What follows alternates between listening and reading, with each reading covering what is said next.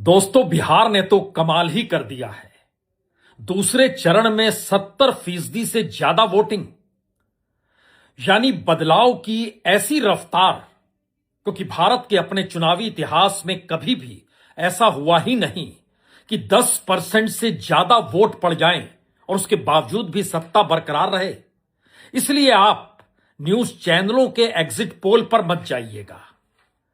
हमारी टीम ने भी तमाम जगहों पर रिपोर्टरों से बात की, लोगों से बातचीत की, कुछ जमीन को परखा और उसके बाद जो एग्जिट पोल निकल कर आ रहा है वो सीधे तौर पर इंडिया गठबंधन कहे या महागठबंधन कहे, उसकी जीत को दिखला रहा है। पहले फेज में 121 सीटों पर वोटिंग हुई थी, जिसमें 40 से 48 सीट ही एनडीए के पक्ष में है, जबकि 72 से 80 सीट महागठबंधन के पक्ष में है। और आज जो वोटिंग हुई 122 सीटों पर, उसमें 58 से 66 सीट महागठबंधन के पक्ष में है, जबकि 45 से 54 सीट एनडीए के पक्ष में है।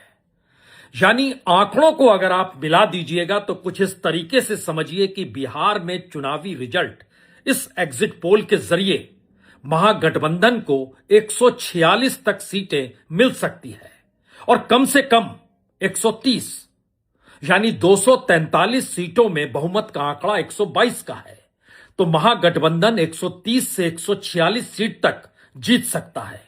और दूसरी तरफ एनडीए, उसका आंकड़ा कम से कम होगा तो 85 सीटों का होगा और ज्यादा से ज्यादा होगा तो वह 102 सीटों का होगा। तो इतिहास बन रहा है, आप उसमें शामिल हो जाइए।